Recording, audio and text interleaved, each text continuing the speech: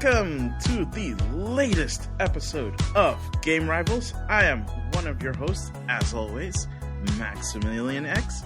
And with me, as always, is the unfortunate PlayStation aficionado, the dude who got stiffed with his new system, Sean Templar. How you holding out, Sean? I don't want to talk about it. Sorry, dude. I had to bring it up because, I mean, you know what? Before we get into news, everybody, as you guys all know, we have entered the next generation of gaming. The Xbox Series S, Series X, and PlayStation 5 have all come out in all territories. Unfortunately, as some of you probably already know, or probably some of you have already experienced, weren't able to get their hands on a new system, including our good buddy here, Sean Templar. As you could probably imagine, news has been a bit slow because of all the reviews coming out for all the new systems and the games that are tied to, the games that are tied to the PlayStation 5, because let's be honest here, there's not, actual Xbox Series XS exclusives coming out anytime soon. Shoutouts to Halo Infinite.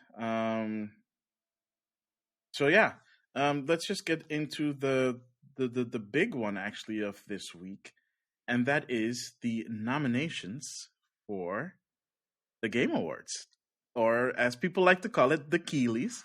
Do people actually call it that? Yeah, there are people that call it the Keeleys because it's Jeff Keighley's big show, to end the year. And much love to Jeff Keighley and him doing the Game Awards. I mean, he's been doing it since the Spike days, and this is his own thing. I'm really happy that he's doing it this way, because in the past they tried to kind of force it to make it appeal to everyone, and then they would just throw in these weird acts or weird presenters that don't really resonate with gamers. I remember one year, and I keep on forgetting the guy's name. He was from a Community, and he was one of Joe McHale. Yeah, that one. He was one of the hosts, and he was trying so hard to be funny, but he just wasn't. And you could literally see and feel the audience cringe every time he would say something. And I thought, like, hey man, I think this kind of got forced onto Keighley, because you could really see on Keighley's head that he also wasn't happy with some of the things that happened. And eventually you saw Keighley just either not responding to the things he said or just trying to cut it off, because he was like, let's just get this over with. I've suffered enough. I want it to end now. I remember that one in the sense that I remember that it was a thing. But I don't remember a lot of what happened that year. Just that it was a really weird year because it wasn't big or anything. At least it didn't feel big. I don't know. It felt very small. They were trying to promote the hell out of it, but it didn't. Based on what they put into it and got from it, it was not the best return on investment. Yeah. So either way, we are now here. How long has he been doing the Game Awards, actually? Outside of the Spike era. I think it's been 5-6 years, because I think the first one he did, either the first one or the second one that he did independently, to put it that way, was when he honored Kojima with a Game Awards Lifetime Achievement. Year, so I think it was the second year. So this is either the 6th or 7th year, I think, then. I think it was the year after Metal Gear Solid 5 came out. Yeah. So that would be, I think, 2016. Just quickly look that up. Yeah, so he has been doing it for a long time now, and the nominations just hit this past week, or at least a week ago, if you're listening to this. And I think a lot of them, you can probably predict them being in the categories that they are. It was 2016, by the way. Okay, so it's been almost 5 years. Almost 5 years. All right. Yeah. I mean, the things that you would think are in the categories that they're supposed to be makes sense. Let's just start from the. I don't want to start with game of the year because otherwise we'll be here forever. I mean, come on. There is a lot to talk about in that regard. We're not going to talk about all the nominations, otherwise we're also going to be here long. Just the stuff that is that may show some interesting stuff or makes absolutely no sense. For example, best art direction, has the usual suspects, Final Fantasy VII Remake, Ghost of Tsushima, Hades, Ori and the Will of the Wisp, naturally, Last of Us Part 2, of course. Spoiler alerts, Last of Us Part 2 and Hades have a lot of nominations. So that's cool. But yeah, it makes sense for these games to be nominated for best art direction. You have, of course, best score in music, also Doom Eternal. Okay. I haven't played Doom Eternal, so I don't know what it sounds like. It has a great soundtrack. Okay. Well, yeah. Okay. Same goes for did you play it? I haven't played it, but I watch a lot of reviews on YouTube around tech, for example. And one of the things they always test is Doom Eternal for graphics cards and stuff like that. And the soundtrack of the game is really good. It apparently has those a lot of technology built in that make it really good for benchmarking. So that's why. Okay. I have the first one and I started playing it a while back. And when I finish it, I'll probably jump into Eternal. Cool. Final Fantasy VII Remake, Hades, Ori and the Will of the Wisp, and Last of Us Part 2. So you see the pattern here. If you go to, for example, the interesting stuff is like games for impact, but because those tend to be more indie focused games. So, for example, If Found, Kentucky Route Zero TV Edition, Spiritfarer, Tell Me Why, and Through the Darkest of Time. Spiritfarer, by the way, also got a lot of nominations, which I was already interested in that game, but considering the amount of nominations it's getting, the recognition that it's getting, makes me even more interested in actually picking up that game and playing it and see what it's all about. Yeah, I mean, if you go to, for example, best community support, it's all the multiplayer games, Apex Legends, Destiny 2, Fall Guys, Fortnite, Usual Suspects, No Man's Sky, Valorant is in there as well. And here's the thing, Valorant has a few other nominees. Probably in the esports category. Among other things, yeah. But I'm actually surprised that it has nominations at all because I don't feel like a lot of people talk about it. I think it's a pretty big deal in the esports or in the competitive scene, but since it's hardcore, it's almost like Counter-Strike 1.6. It's so hardcore that I don't think a lot of people talk about it because it's not something that the casual audience appeals. It doesn't appeal to a casual audience, and it's only on PC. Whereas something like a Warzone is available on almost everything. So I think that's because I've seen a few people stream it, and I know a couple of people that play it. There are some hardcore streamers for it. There's no doubt about that. I'm just like, no offense to the game, but if it wasn't for the nominations, I would have forgotten that this game came out this year. I also keep on forgetting that it came out this year, to be honest. Yeah, so I'm curious to see if it's going to take away any awards. It probably will because it's new. It's the same like that. I think next year, for example, League of Legends will probably be nominated because they're bringing out a new version for, I think, mobile and for consoles.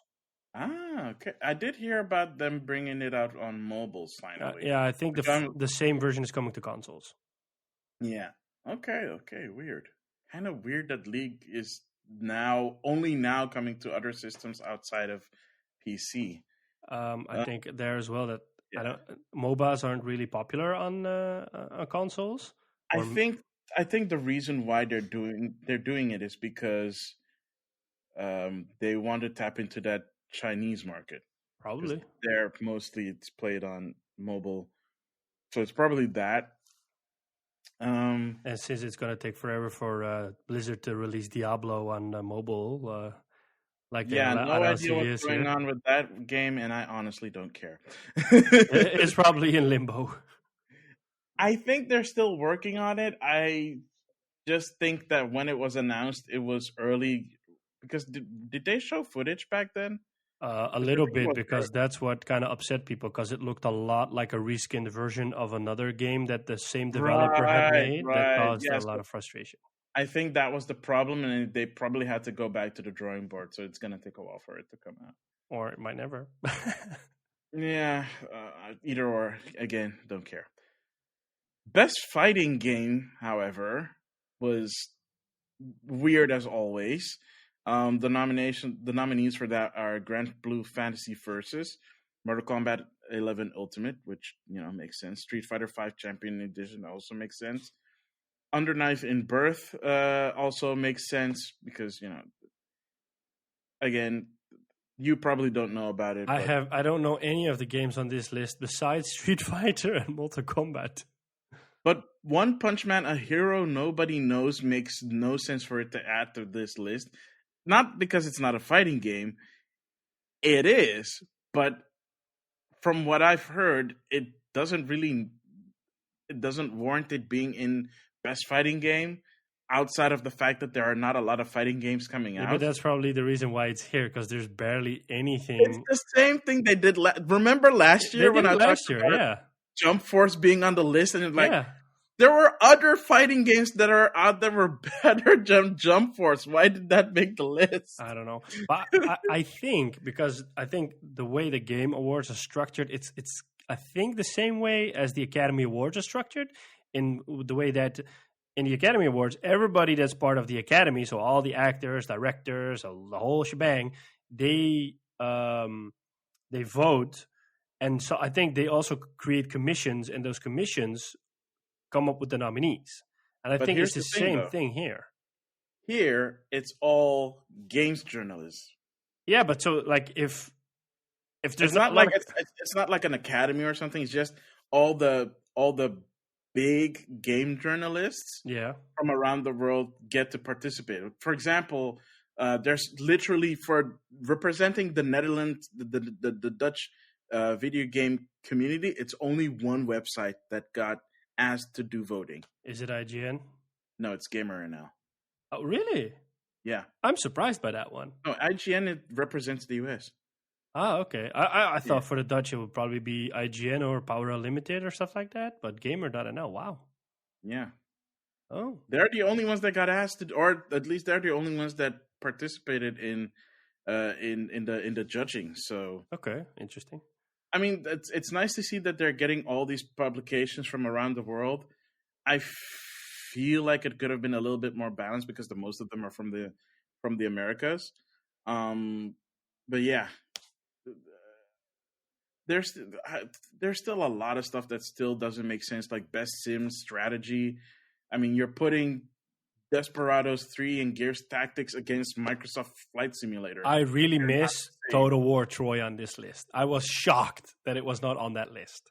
I'm actually surprised it's not on this list either. Yeah, I mean, it's a great game. Again, why is Microsoft Flight Simulator on here and not that? Yeah, but it's a sim. And I mean, when Flight Simulator came out, it did kind of make an impact. It did make an impact, but why would I put it against... Because everything else on this list is a strategy game. But that's why the category is called Sim/Strategy. It's like Best Sports Racing. I hate that. It makes no sense, and half of them are just EA games. I think they do that because, and the same for this category, is because there are not a lot of games coming out, that they just think like, okay, we'll just bunch them up so that way we can fill a category. Well, that's the sad thing, right? It's because those specific genres don't get a lot of games in them anymore. But that's because the taste was not change. The case like 10 or 15 years ago. But I think it has to be attributed to the fact that our taste as gamers change. If you look at, for example, the PS2 era, there was a lot of experimentation with a lot of different kind of genres of games. And when you went to PS3, still was a little bit there. But on PS4, co-op was a big thing on the PS3. It was you got bombarded with drop in, drop out co-op. Oh, so easily. You can play with your friends. So amazing. And then we came to PS4, and then it was one of the words I heard a lot was fidelity. The other one was exclusive, and the third one was open world. And that's basically everything that we got. So I think it either has to do with market trends or it has to do with our taste. But then again, how do they know what we want? Because we only buy what they make for us. So it's kind of paradox there. I mean, a game was God of War. Let me get a simple example. Ghost of Tsushima sold 5 million. Spider-Man sold 20 million. So basically, what we are telling Sony, because Ghost of Tsushima is the fastest new selling IP on PS4, and previously it was Spider-Man.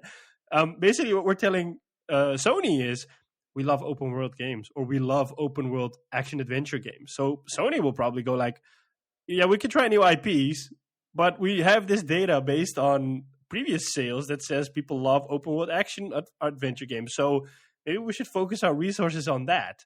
Whereas Ubisoft knows, oh yeah, people love live services because they keep on buying our season passes and year passes. So let's just keep on making those kinds of games.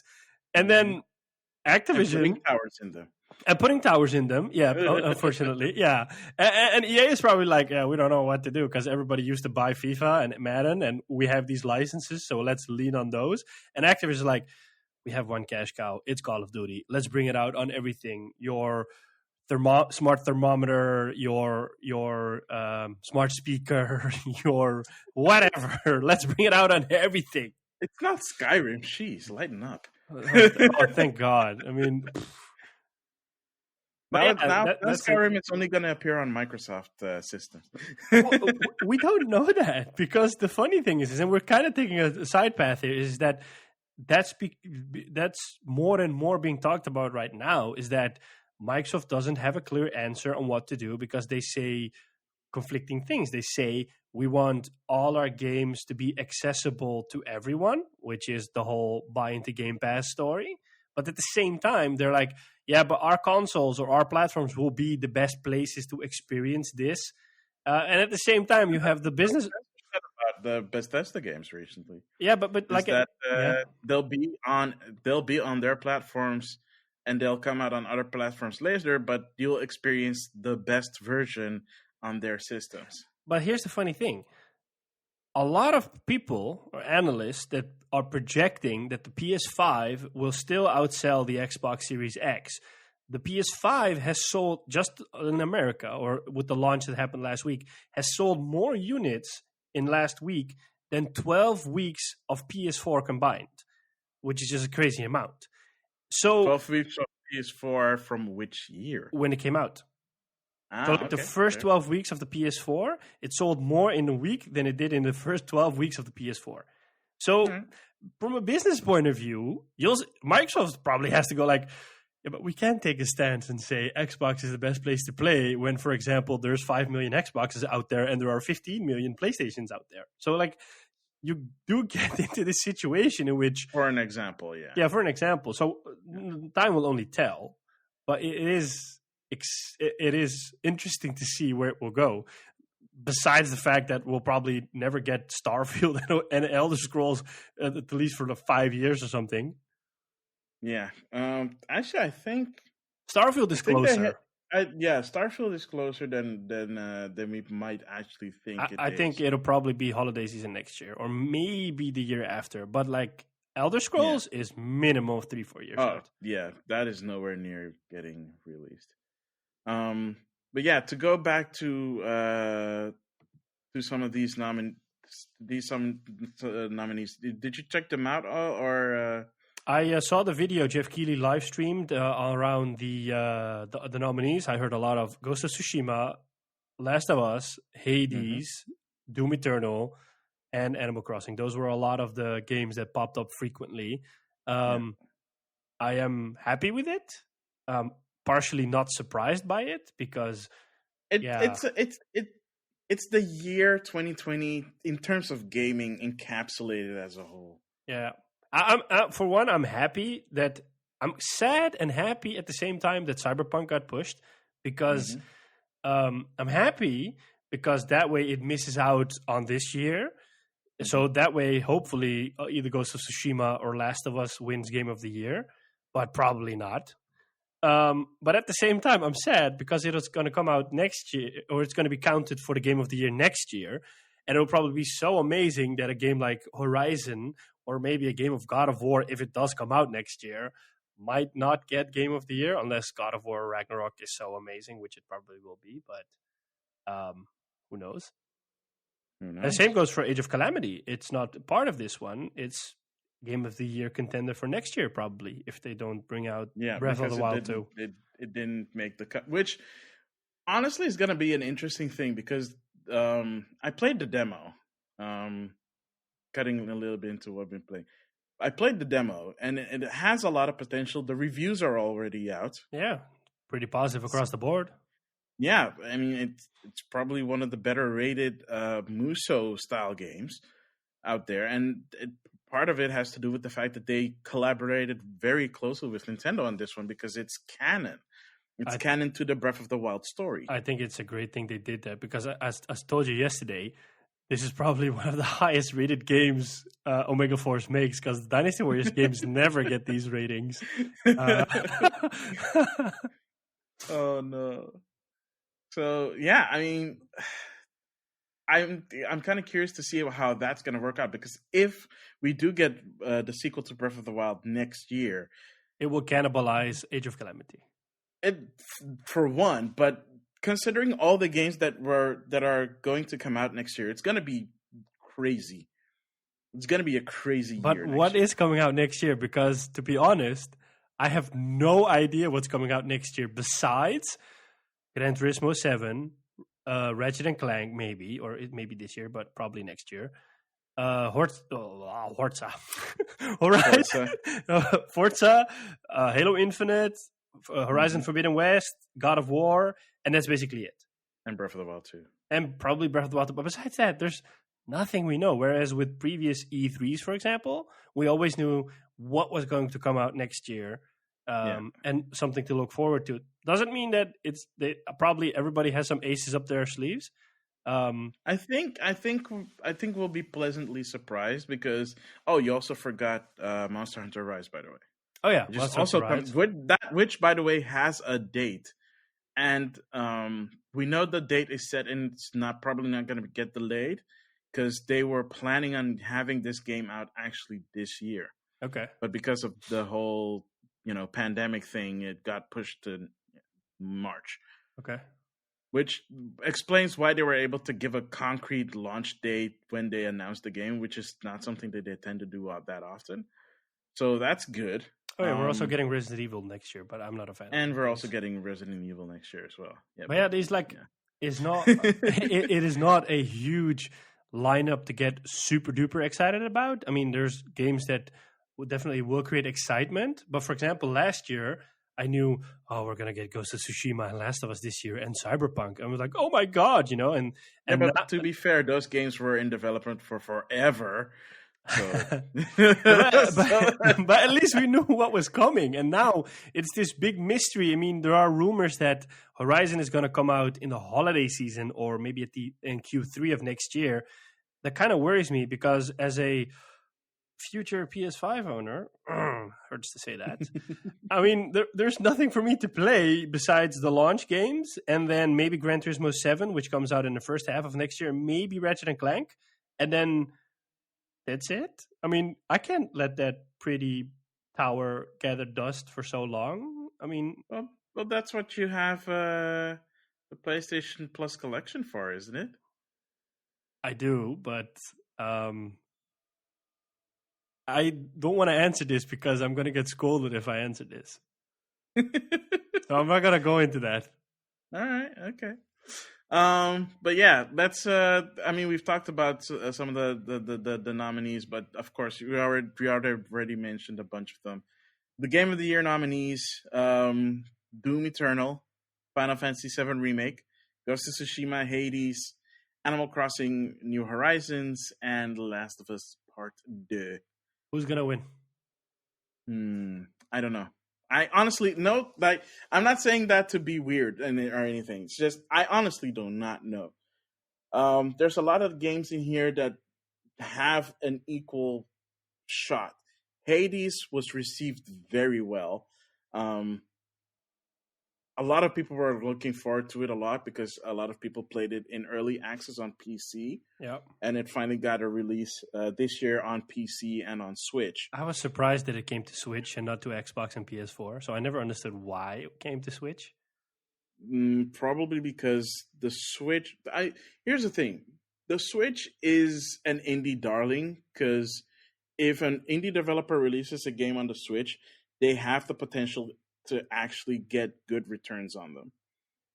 Whereas on PlayStation and on Xbox, they might get good sales, but not as good because, and I honestly don't know why this is. I think it has to do with how the Switch got its year started. Because when it came out, the most interesting games that came out on the Switch in its first year were all indie titles. And Snake Pass, Sonic Mania, Shantae, Shovel Knight got like a complete workout on there, and a bunch of other indie titles there got really good sales. And it's been like this constant trend for indie developers to have their game out on Switch as well. If they're not going to go multi-platform, at the very least, have a timed exclusive on Switch, so they can get that initial sale and then bring it out on the other platforms as well. Because it being out on Switch and being a very good indie title also tends to boost its popularity, so that when it comes out on other systems, it does well on those systems as well. Yeah, but I would expect because I still haven't played Hades. I'm really looking forward to it. I haven't picked it up just yet. I would expect, because the developer Supergiant Games had a pretty good relationship with Sony. They brought out the previous games on PS4 as well. So I would expect them to just, either make it a console exclusive, or maybe still do it. Or maybe Microsoft snatches up the whole game. But I'm just so surprised. I'm happy that it's available on Switch, but I'm just surprised by it. That's all. I mean, yeah, like I said, indie games tend to do pretty well on Switch, so they tend to try and get as much out of that audience before moving on to the other systems. I don't think it's not gonna. I think it eventually is gonna come to, the PlayStation 4, 5, and the Xbox systems. But for now, yeah, I mean, it's on PC. People on PC have been playing it for way longer than people on Switch, and they've been through the whole process because it was in early access. The Last of Us Part 2 is going to be very interesting to see how the votes swing in that direction, considering the fact that despite that it is a very solidly made game, there was some sizable controversy around the story and the pacing of the game. I've already said it in our spoiler cast. If you haven't listened to it, by the way, go check it out. But I felt if we're gonna go into a little bit of spoiler territory with The Last of Us Part 2, I felt that sudden shift in story from playing as Ellie the whole time and then going back the few days and or a few months or weeks and playing as Abby. I get the reason why they did that. It doesn't change the fact that it feels like a whole tonal whiplash just to tell the other side of the story. Makes you more empathetic for Abby, but at the same time, you've been playing with or alongside Ellie for 1.5 games. So having that flip back was a bit jarring, at least for me. I haven't played Ghost of Tsushima yet, but I know that you love Ghost of Tsushima. I love it. I see you play it online so many times. I love it. Yeah. While I'm playing other stuff, I'm like, oh, look, he's playing Ghost of Tsushima again. I mean, the thing is I have a weakness for feudal Japan, so I love that era. And feudal. Yeah, I like to say you feudal. said fatal. Feudal. I thought I saw fatal. But I mean, I've been screaming for an Assassin's Creed game in Japan forever, and this kind of feels like that. So yeah, without all the anime stuff. Yeah, I mean, I'm not a fan of the animus. People know that by now, at least if they know my opinion around Assassin's Creed. But I mean, this game just is amazing. I've put a lot of time into it. I haven't gotten the platinum yet, but I'm really thinking about doing it. So I would be happy if both got them, either Ghost of Tsushima or Last of Us. I think it's going to go to The Last of Us because The Last of Us touches on so many topics or kind of pulls the player in on an emotional journey. And I think because gaming has for so long tried to be this medium that is not just about the fun, but also around the part around emotions and kind of letting you feel it and go through it, kind of what movies do. And in this one, I mean, you get this immense feeling of revenge. You just want to get revenge for a lot of things that happen in that game. And then at the end, they've done it right. You completely let that feeling go, and you're all about humanity and forgiveness and growing over that revenge. I personally was a mixed case in that. But I mean, I see what they're doing. So I think because specifically they did that or touched upon those topics, it will probably get Game of the Year. But I think, to be honest, on this list, it's either between Hades or Last of Us. Well, don't count Animal Crossing out because, yes, it seemingly came out at the right magical time for it to come out. When most of the world had to force itself into quarantine and people didn't have anything else to do. So they picked up Animal Crossing because other people were picking up Animal Crossing. And even till this point, people are still picking up Switches just to play Animal Crossing with their friends and family. And I think if we're going to talk about Game of the Year in that regard, Animal Crossing has an equal amount of chance to get it because what it did for not just gamers, but for people as a community between friends, family, co-workers, you name it. It was a way to bring people together that I don't think any of these games on this list have done. How so? Because I remember when The Last of Us came out, everybody in my list was playing it. Everybody in my list was talking about it. True. There's a difference between talking about a game and being together in the same game and just doing what we're doing right now, just talking and relaxing and just enjoying each other's company, but at the same time also doing fun stuff, making up games in Animal Crossing, like batting someone over the head a bunch of times with a net, or going out and fishing together, or setting up weird poses, or doing weird projects in Animal Crossing. I mean, people making cool videos where they make a supercut together, remaking trailers of movies, and just being something that brings people together in a way that doesn't inspire anxiety or anguish between one another. It doesn't inspire conversations that people would feel is controversial in any other way.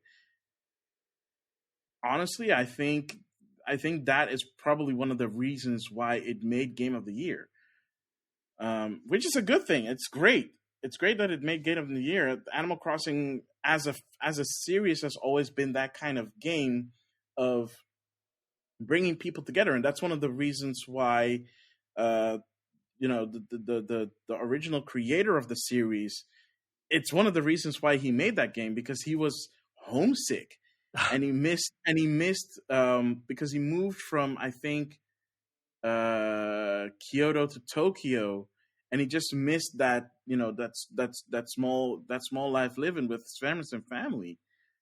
And that's the inspiration that brought on the original Animal Crossing, and that has evolved to where we are at this point, where you can just hop on a plane and go visit your other friends' island and just hang with them and talk with them.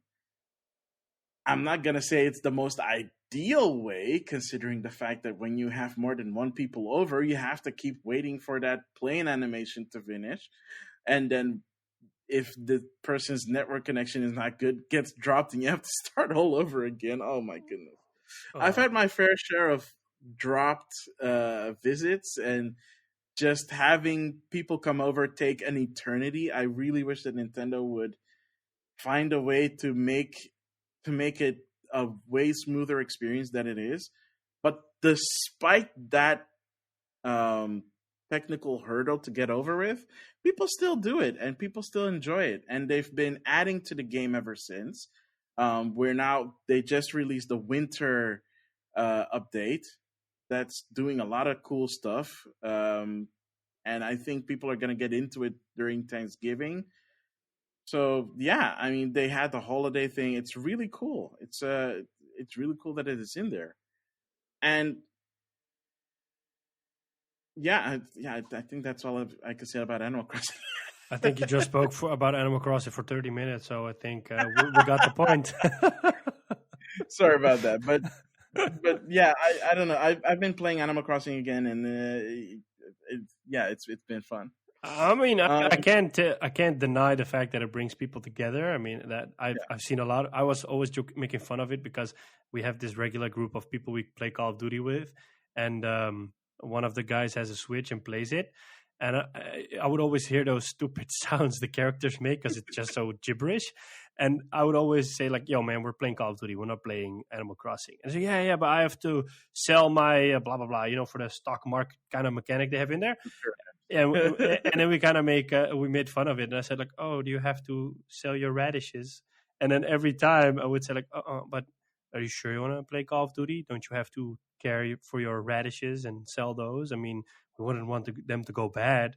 And eventually, he just stopped playing Animal Crossing, so we're not Oh, hearing you anything. bullied him out of playing Animal I didn't Crossing. bully him. I asked him the other day, like, "Hey, why aren't you playing Animal Crossing?" He's like, "Yeah, I was a hype man. I'm over it." I'm like, "Oh, okay, Okay. yeah." Um, I don't. Either of us haven't played Doom Eternal just yet, but Nope. people It is talk a a lot fun about. game. The first one is really fun, and I mean, if you're into gory shooters with an amazing soundtrack, go for it. It's still coming to Switch apparently, but they dropped the physical version, so it's not going to be a digital release only. That's Which they didn't really handle really well because they canceled the physical version, and then GameStop just canceled people's pre-order without telling them why. So oh, people are like, "Oh no, they canceled the game," and then they had to come back and clarify, "No, we haven't canceled the game. It's just 100% digital now." So mm, it's like it's still in development, and Panic Button has talked about it, but nobody knows when this game is coming out, and they said it's imminent. So one of two things that statement tells me is either we're gonna hear it during the Game Awards that it's coming out in December, might be a shadow drop. or or it comes out early next year. Okay, So I think that's when the game. I've seen the reviews and stuff, and the game looks really pretty for the amount of gore that's in there. But yeah, I mean it looks good. Technically it looks sound. And then of course we have Final Fantasy VII Remake, which I think came out at an unfortunate time of the year because it came out very early in the year, and it got very rave reviews. And I played it myself. Honestly, if I feel that if I didn't play Final Fantasy VII Remake myself, I would have been like, oh, it's just the hype of Final Fantasy VII, the whole legacy of it all. But playing the game myself and beating it, yeah, it is worthy of the attention and accolades that it has gotten. I'm waiting Um, for all the episodes to come out, and then I'll probably buy it, like the ultimate super duper collector yada yada edition that contains all the episodes. It'll probably be 10 years, but I was about to say we'll yeah, see you in 20 years, yeah.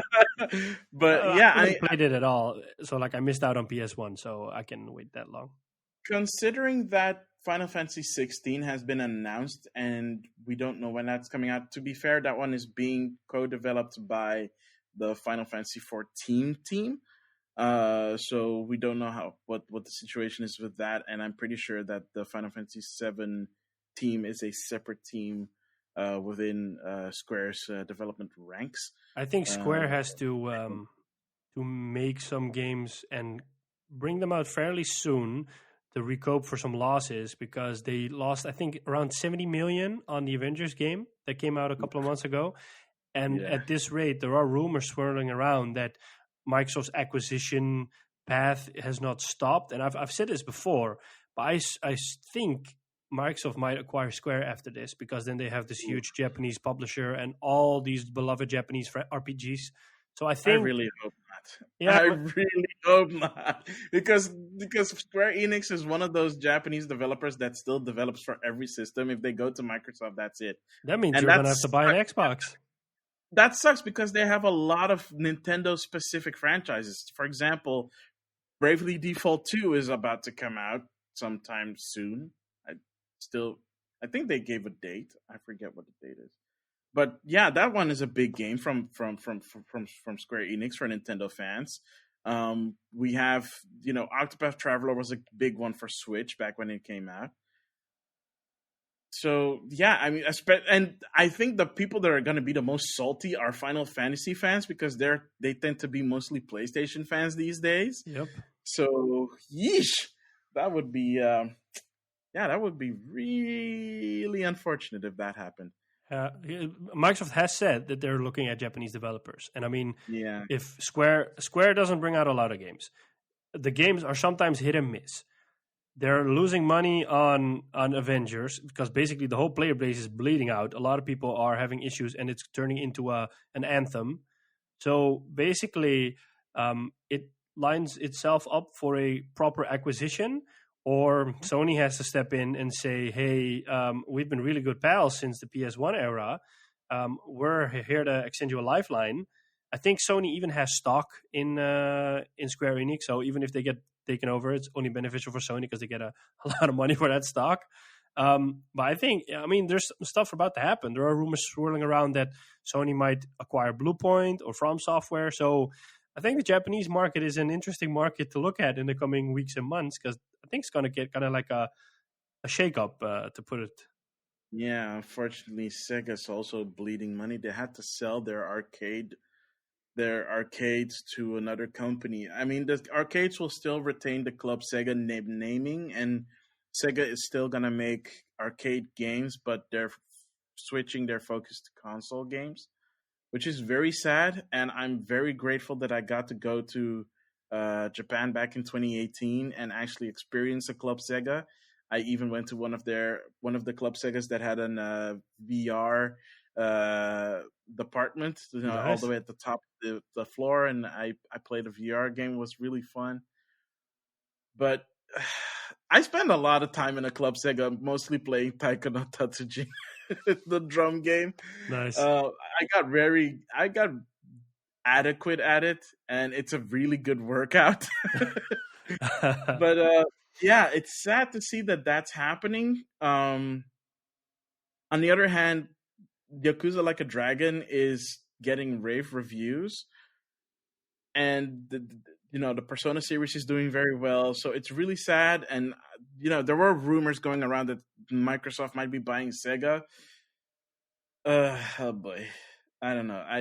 I honestly rather feel that if anything would be like poetic justice, that Nintendo buys Sega and just buries that hatchet once and for all. Does Nintendo do acquisitions? Because I can't remember if they've done any. Well, the last acquisition was their biggest one, and that was Monolith Soft. The Xenosaga guys, who now make the Xenoblade games. So yeah, I mean, that was the last biggest acquisition that Nintendo made. They've made smaller acquisitions in the past. Because you rarely hear about them. I mean, let's not forget one of the previous big acquisition that they made was Retro Studios, the makers of the Metroid Prime franchise and the Donkey Kong Country Returns series. Okay. So yeah, I mean, they don't tend to make really big acquisitions unless they feel it's beneficial to them. And that's why I'm kind of hoping that for whatever reason they look at Sega and feel like that might be a good addition to them, because if they did, it would make Nintendo like some really interesting players in the industry, which they aren't right now. They're doing their own thing, which is fine. It's just I feel like their portfolio is needs a bit of diversity, and that's why we've gotten stuff like ARMS. That's why we've gotten the Splatoon series. That's why they keep trying to make Pikmin happen, even though it keeps not happening, which is unfortunate because the Pikmin games are fantastic. But not a lot of people seem to understand what makes Pikmin so fun.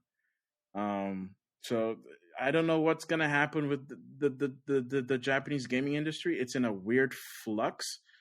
But yeah, if Sony or Microsoft ends up gobbling up other big publishers, developers in Japan, yeah, who knows what the landscape's gonna look like? Yeah, I think 2021 is going to be an interesting year. Yeah. This is going to be very interesting to see what happens next year, and it's going to be interesting to see who wins the awards this year. But that's on the 10th. I think that is not a recording week for us. Maybe it is. I don't remember. But I don't think it is, because I'm checking it right now, and the next episode comes out literally the day before the Game Awards. So I think our last episode of the year might talk about the Game Awards and how that went. But if you want to know our opinions, you can always find it on our Instagram, which is @GameRivals, or on our Twitter, which is @game_rivals_. We've been a bit more active on the Twitter as well, so please follow us there and check us out there. In the meantime, we are going to head into a break, and then when we come back, Whoa. We're not going to skip this before answering one thing. Oh, what is that? And that is, we have, because everybody's been talking about Game Pass. Game Pass is so awesome. And everybody's been saying, but where's Sony's response? And we've finally gotten a semi-answer to that, because I know that Gizmo has been literally beating me to death about how awesome Game Pass is. Well, not literally, people, not literally, figuratively. Yeah, figuratively. Otherwise, I wouldn't be here. But Jim Ryan had an interview the other day in which he got asked about Sony's response to Game Pass. And he said, we're working on it. We're not going to talk about it today, but there's something really soon that we're going to either show or tell or unveil about it. So keep your eyes posted for that. So there we have it. Sony is working on an answer to Game Pass, even though we have the PlayStation Plus collection and PlayStation Now. Which is kind of ironic, considering the fact that Jim Ryan also said that doing something similar or the same to Game Pass is a waste of money, and you would not be able to make money off of it. I think the players have spoken, and they want something like Game Pass. Yeah, obviously. I mean, because let's be real here, that's the only thing that is interesting about the Series S and X right now, is that there might not be specific games for the system, but you have this plethora of not just Microsoft's own games or the third-party games that come with it.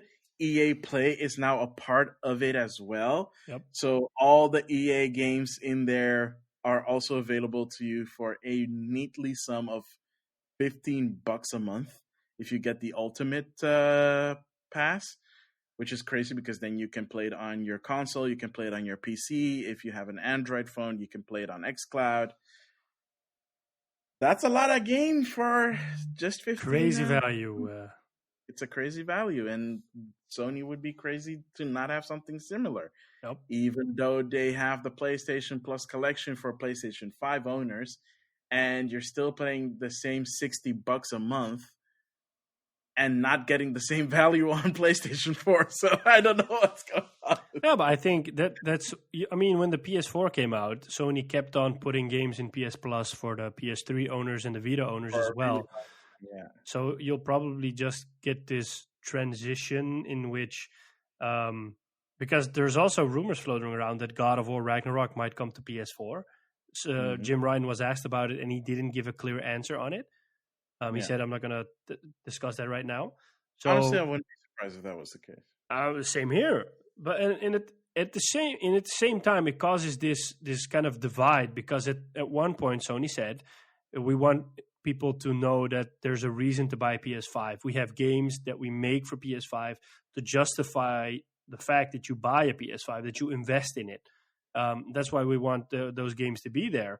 And now they're bringing games to PS4 as well, which is still an amazing thing, because if you are a PS4 owner and you are not upgrading to a new PlayStation, you can still enjoy Horizon Forbidden West and hopefully God of War on the PS4. I mean, that's just insane.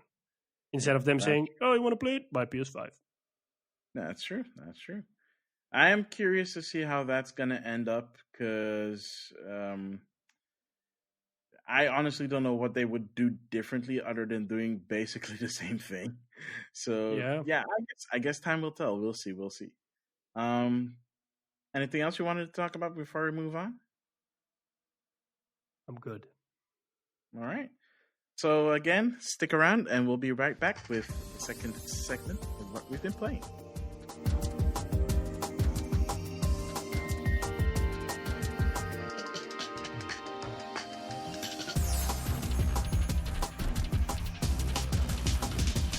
And we're back with the second segment, which is, of course, as always, what we've been playing. Sean Templar, what have you been playing? I think you just blew out my eardrum, so I'm just recovering from that. Sorry about that, Chief. I've been playing a few games. So I've been playing Watch Dogs Legion on my PS4. Came out, of course, at the beginning of the month. I have to say, it's really nice. I've played the first two. I liked the first one. The second one I liked a little bit less, even though the second one was better. And the third one, Watch Dogs Legion, is really nice. They've made this really cool, accurate representation of London. I went to London last year, so I've been to places where I was, so it's really nice to see that. It's also really cool to see the mechanic they have around that you can recruit everyone in the city, which you literally can. You can use your phone to look at people and see kind of what kind of skills they have, what their occupation is, their name, stuff like that. And that really makes it fun, because the game in the beginning tells you that you need specific types of operatives, as they're called. But eventually the whole game opens up and you can recruit in phases whoever you want. London is divided into boroughs. So you need to do missions in those boroughs to liberate the borough. And then when you do that, you get access to a specific type of operative, such as a hitman or a spy or a drone hacker. So that's really cool. So what I'm currently doing right now is I'm just liberating the borough. So you do a couple of little side missions. And then when you've caused enough uprising in a borough, you can do the main mission to liberate it, which is also really nice. I'm not that far in the main story, because I just want to have the whole map free before I move on. So I'm almost there. I think I need to liberate 2 boroughs or something like that. I also play with permadeath on, because that's an option in this game, meaning if your operative dies, they're gone. I've had 2 of my operatives die so far. It's really sad, because the first operative that died was my first actual character that I played with. So he's not no longer with us to see the journey till the end, unfortunately. Oh. I mean, you can choose to play off with it. I mean, the game offers you the option in the beginning, but in a lot of reviews I read that they said, like, you should play with permadeath on. It adds a different layer to the game, and it does, because my playstyle is simple. I try to sneak into everything and stealth my way. That doesn't work. I just switch to Rambo mode and I just go guns blazing. Instead of normally I just go in guns blazing, but with permadeath it's a bit different. The only gripe I have with the game is that the driving of the cars, it doesn't feel as smooth or as nice as you're used to from other games. And I shouldn't compare it to GTA, but in GTA the cars just drive really nicely. And here the driving feels something like Ghost Recon Breakpoint, which I also didn't like the way the cars felt and drove. It differs per car, but so far it's been a little bit hit and miss. I'd rather take an electrical scooter, and you'll see me whizzing around on my my moped to London. I also found this like this little way to cheat the game. You have a construction worker that you recruit early on in the game, and one of his abilities is to summon a construction drone, which is basically a big drone that can lift heavy stuff. But you can get on top of the drone and then just drive or fly the drone around.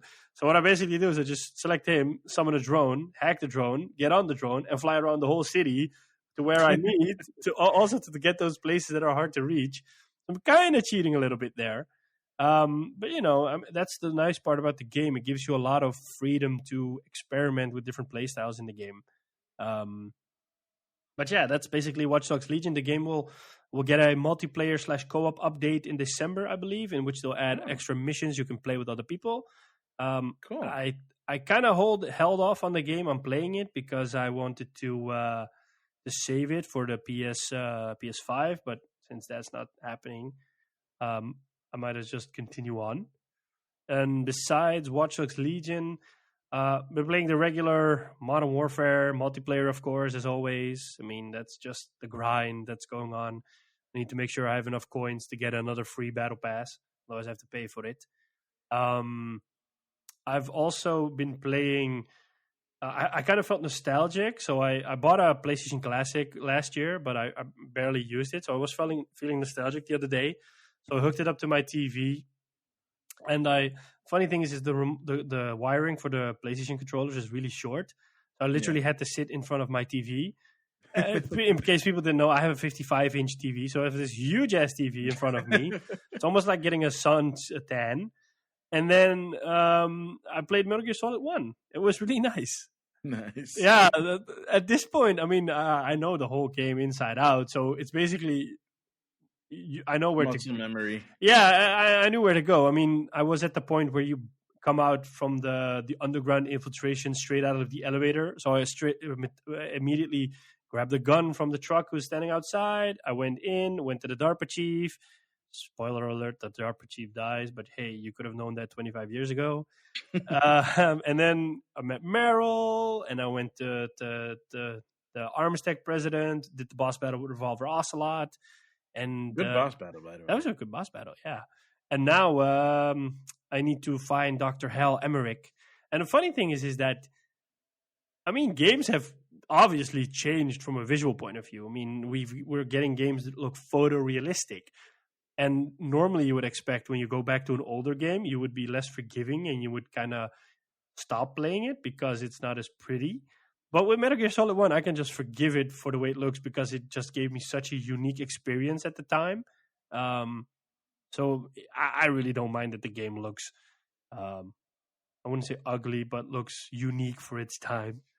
So I really don't mind. It is strange to have a PlayStation controller in your hands without DualShocks or without analog sticks. So it's a bit funny to struggle with that. And also I have pretty big hands and those controllers are really tiny, so sometimes it feels like I'm holding this mini controller.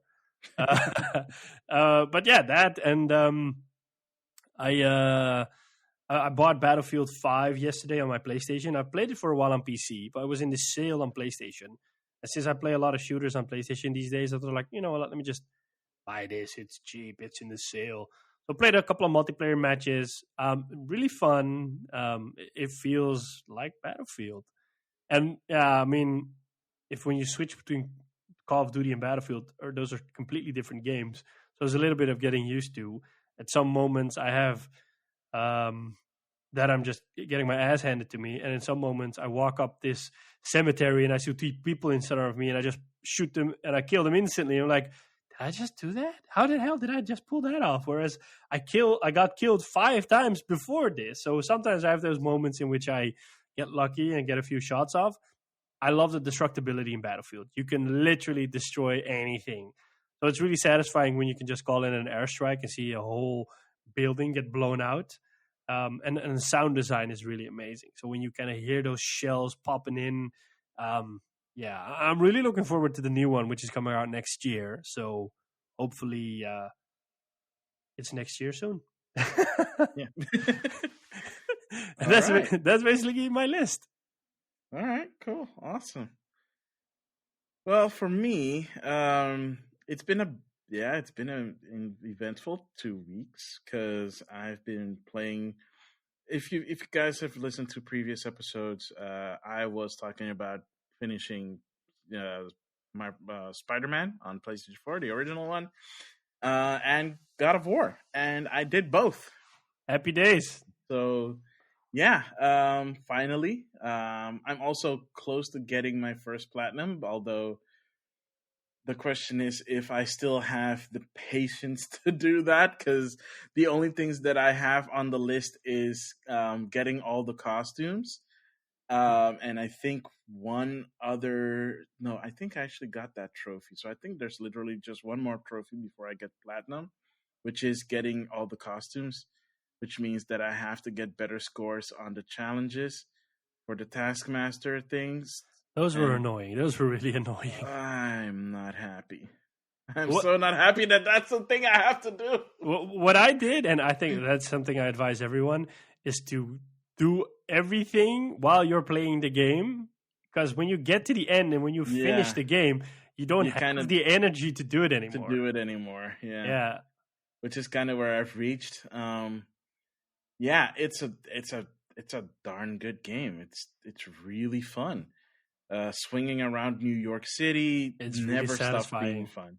It's Yeah. very satisfying. I'm really curious to feel how that's like with a PlayStation 5 controller. Good buddy of mine already has his PlayStation 5, and I'm pretty sure he has Miles Morales. So whenever I get the time to visit him, I'll try it out, of course, and see how that feels. But yeah, it's just such a just a joy and unlocking all those skills and trying to chain like really cool combos. Although to be fair, my go to web suit power up was the Web Blossom because it's great for crowd control, Yeah. especially when you get to the later part of the game where you have to fight a lot of crowds. I know it's a 2-year-old game, but considering that a lot of people probably didn't pick it up on PlayStation 4 and gonna play it when they get the Ultimate Edition of Miles Morales, which comes with the remake of it. I don't want to spoil it for them, but let's just say, at least to me, I don't know how you were about it, Sean Templar, but to me, the Web Blossom was the thing that saved me a lot of times. It saved my bacon so many times in so many brawls. And I'm like, oh no, I'm surrounded, and I see suit power, suit power available. I'm like, yes, press the buttons, yes, Web Blossom, web them all up, stick them to the walls, and then I can focus on like the bigger guys because they tend to take way more hits. I can't remember which ability I used the most, but I used the Avengers suit the most, the one with Oh the yeah, tentacles. yeah, that one's so cool. Yeah, there are a lot of cool suits that they added afterwards too. They even added the suit from Far From Home. from Far From Home. Yeah, the stealth suit, Yeah. the black one. Oh, that was so cool. That's the first game I'm gonna play when I get a PS5. I'm gonna get the Ultimate Edition and first play Miles Morales, and then probably head into Spider-Man because I've been wanting to replay that game for a while now. Yeah, yeah. I can see why people really enjoyed it. I can also see why people kept nagging me to finish it. So It's only because we really want you to join in on the fun. yeah, sure. Anyway, Never mind. finish that game. Not saying that I didn't enjoy it. Jeez, man. It's just you know what it's like to wake up every Monday and then get a text message from a person saying Spider-Man, play Spider-Man. Did he really send it every Monday? Well, he's sent it almost every day. So, all right, time for your weekly reminder, and then it's like either just that or a Spider-Man meme. So, Wow, he's a persistent one. Yeah, well, it got me to finish the game, didn't it? Thank God. And Did you do the same for God of War? Yes, unfortunately, it did, but that was literally just nothing but boy. That's it. Yeah. Every Boy, gosh, have you my finished God. Spider-Man yet? That would be the perfect combination. I finished it, and wow, just good story. Like a really tight story, well told, well paced. The combat, the the only thing, however, is the RPG mechanics in, because you have abilities and you have stats and you can increase them by. Are we talking about upgrading Spider-Man stuff. or God of War? No, now? we're talking about God of War. Oh, okay, because I didn't know. Because is it a good story? And you didn't do like a crossover to. Okay, now I'm going to talk about God of War. So I'm like, what is he? No, I talking about? did. Oh, okay. Yes, I did. It's the whole thing about the whole boy thing. Oh, okay. Sorry. But yeah, I mean, the stat thing is fine. It's just that in the end game, there were skills that I could not unlock because I did not have the requisite stats for it. Like, for example, my runic stats weren't high enough, so I couldn't unlock at least a quarter or a third of Kratos' abilities. In the meantime, I was able to unlock all of Atreus' abilities, who, by the way, got really handy in the later game. I think Atreus is the best sidekick to have. Atreus is amazing because I want to talk. You know what? Screw it. Spoilers for the final battle of God of War for the next couple of minutes. Oh my goodness, how cool was it when you were fighting side by side with Atreus against Baldur? Yep. That was so cool, and the payoff was so great because at that point, Atreus finally found out that he was part god because he found out who his father was. Yep. And that whole journey was really weird because before that, he was a likable kid. A naive kid. He was a naive kid, but you could relate. Mm-hmm. And then he found out that he was a god, and he became this arrogant little bastard. Oh my goodness! When he talked down to Sindri, I was like, "What are you doing?" Yep, it kind of got Sindri, to him. It got to. And I'm like, "Why are you being such?" Why? This is why Kratos keeps yelling at you. Even Kratos couldn't even. That was so weird. I know. And it wasn't until they went back to Helheim that he finally snapped out of it and then realized what he was doing was not him. And he finally kind of returned. First, he got a little bit timid, and that realization happened, and then he basically found out that Kratos killed Zeus, and that was a whole big thing. He at least extrapolated that he killed another god before, but it wasn't until the final battle that he finds out that the god that he killed was his own father. And that whole exchange happened while Baldur was trying to kill Freya, who was his mother, which I also did not see coming, by the way. To be fair, I'm not into like the whole Norse pantheon thing, so a lot of stuff is just the basic stuff that you might find out through talking to other people or doing a quick Google search. But for me, most of this stuff is beyond. I can't believe I'm going to say this, but beyond the stuff out of the Marvel comics, I don't know anything about the Norse pantheon. So yeah, the ending part is also. I'm not going to spoil that part because I think that's a really big reveal. But when you fight Baldur with Atreus, it feels like the perfect culmination of what has happened, right? I love those fights because it is. I mean, the way you how to put it, you just hit Baldur, and it's almost like you're Superman. I mean, if you Yeah. watch Man of Steel, you see Superman flying all over the place in those battles, and it's almost like you're Yeah. Superman. You just hit Balder, and he flies 10 kilometers in a direction, and then he hits you back. It just feels so powerful. You feel like, yes, I'm a god, and I kicked your Yeah. ass. Yeah. But, he was invincible. He couldn't feel pain. You couldn't kill him. He was unkillable. He was immortal. And he was bitter because of it, because his mother turned him that way. Yep.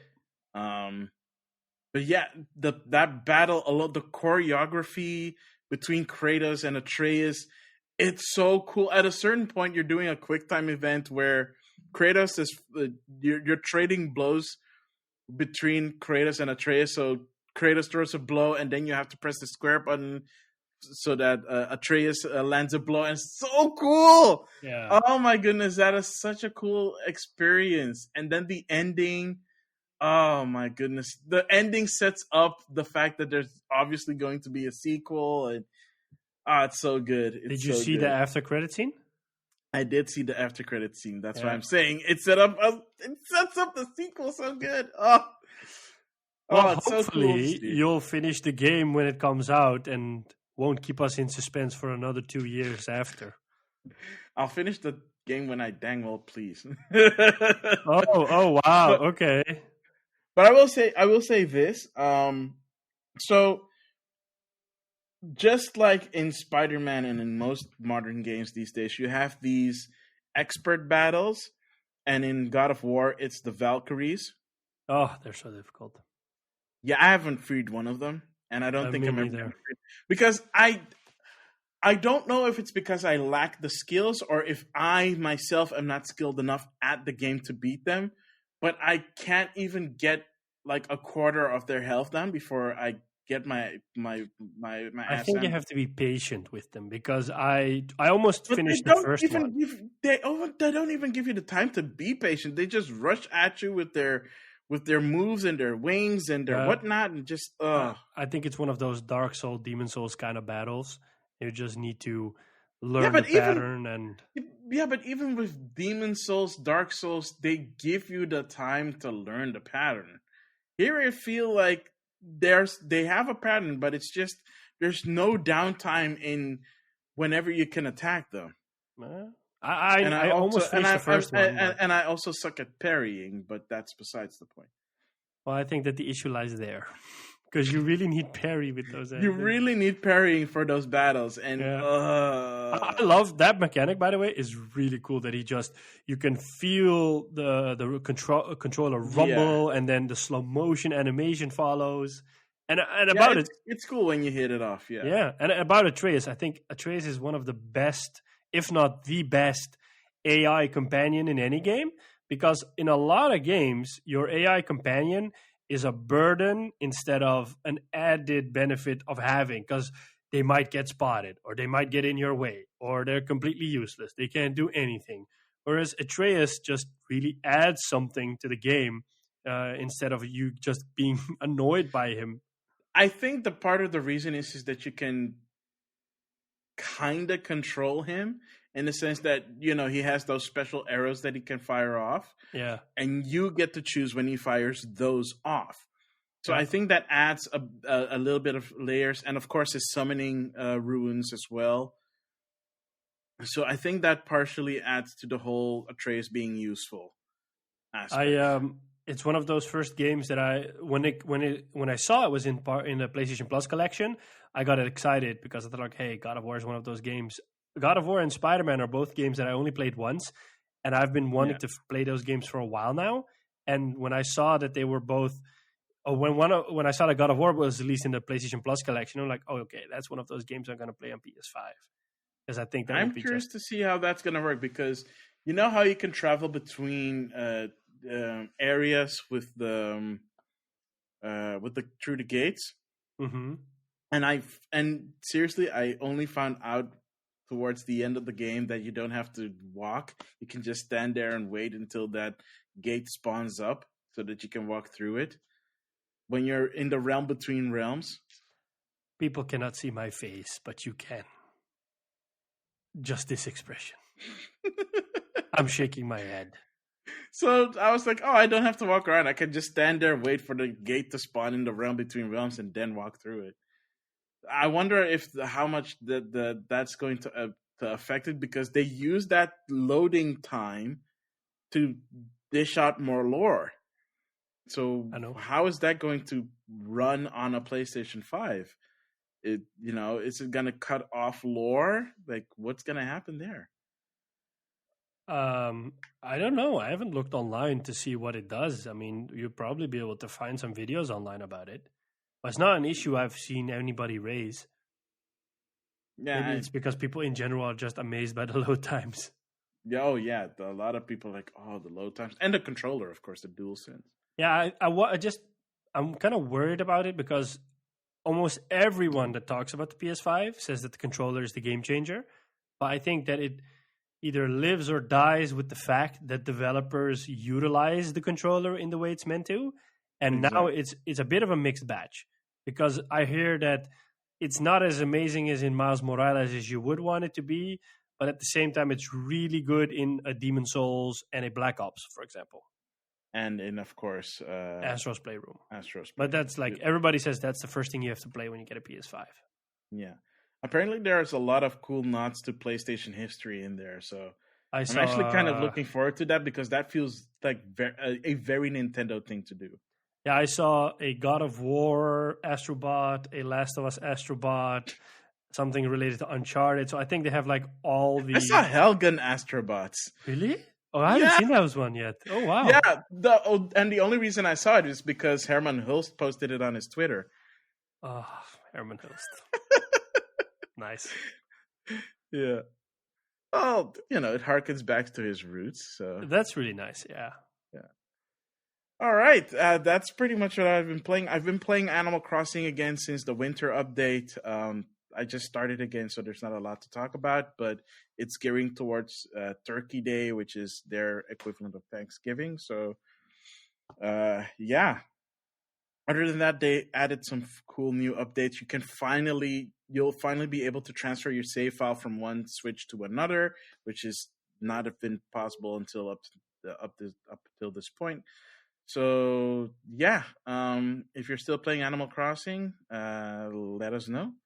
Yeah, I think that's it. That's it?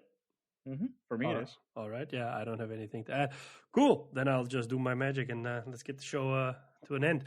Thank you all for listening, as always. We really enjoy doing these podcast episodes. If you haven't checked out our previous episode, don't forget, because that was a really nice one where we did a generation in review with Gizmo and Robin and, of course, Maximilian. So please don't forget to check that one out. You can find us on your regular podcasting platforms. We're on Anchor, Apple Podcasts, Spotify, Overcast, Google Podcast. Basically, I think all podcasting platforms. Most. Yeah. You can also leave us a voice message through Anchor. You can either do it through the app or through the link in the description. You don't have to create an Anchor account for that. We're available on Twitter. Maximilian has been posting and reposting and retweeting. I don't know how the whole Twitter thing works, but he's been sharing a lot of love through Twitter. So don't forget to follow us there, or to at least talk to us there. It's at @game_rivals_. We also have an Instagram channel at Instagram. And a fun thing to know is we're doing at Instagram. Oh, sorry. Wow. At Instagram. Yeah, I got excited for the thing I'm about to say, at Game Rivals on Instagram. But we're doing something really fun, and we're calling it My Gaming Setup 2020 Challenge. So we're just trying to spread some extra love and positivity throughout the community, because it's been a strange and difficult year. So far, we've partnered up with some amazing Instagram creators throughout the world. Well, basically what we're doing is we're just taking a picture of our setup, no matter how simple or fancy it is, and we're just sharing it, so everybody can also do that, because everybody has a gaming setup and it doesn't have to be something amazing. And then we just tag people which we think deserve some love, or people we kind of nominate/challenge to participate in as well. I've seen some amazing setups come by. I've shared mine, which everybody said looks simple and clean. I'm like, hey, that is what I'm after. So kind of nice to get the acknowledgement for that. I know that Maximilian is going to post his one in a bit, and I can say he has a really sweet one for all of you Nintendo fans out there. Some really OG stuff in there. Ugh, I can't believe that I used the word OG. But yeah, that. And yeah, don't forget, just gaming is something, and I've said it before, gaming is something that brings us together. And don't forget to just share that passion with everyone. We're entering the holiday season. If you have a next gen console, great, have fun with it. If you don't, it's still great because it's gaming. There's still amazing stuff coming out. Just make sure that we all get through this holiday season happy and well. Don't forget, if you want to reach out, you can also send us an email, gamerivalsfeedback@gmail.com. Such an anticlimactic thing to do, like hold a really great speech around positivity and then say, oh, don't forget to email us at gamerivalsfeedback.com. I should have ended with the speech. But yeah, I think that's basically it. Have I forgotten anything? No, just again, thank you guys for listening. We've seen a great growth in our listenership. So again, thank you guys for listening. Don't forget to share it with your friends. Let them know that we're around. Just spreading the love of gaming, of course. 2020 is almost over. We're about to head on to 2021. It's going to be an amazing year for gaming. Hopefully, 2021 will be way better in general. But you never know what can happen. The only thing we know for certain is that we will be here. And we will be bringing you the best content that we can possibly give you guys. So, yeah, once again, thank you guys for listening. I have been and always will be Maximilian X. And I have been and always will be Sean Templar. And we'll catch you on the next one. Later.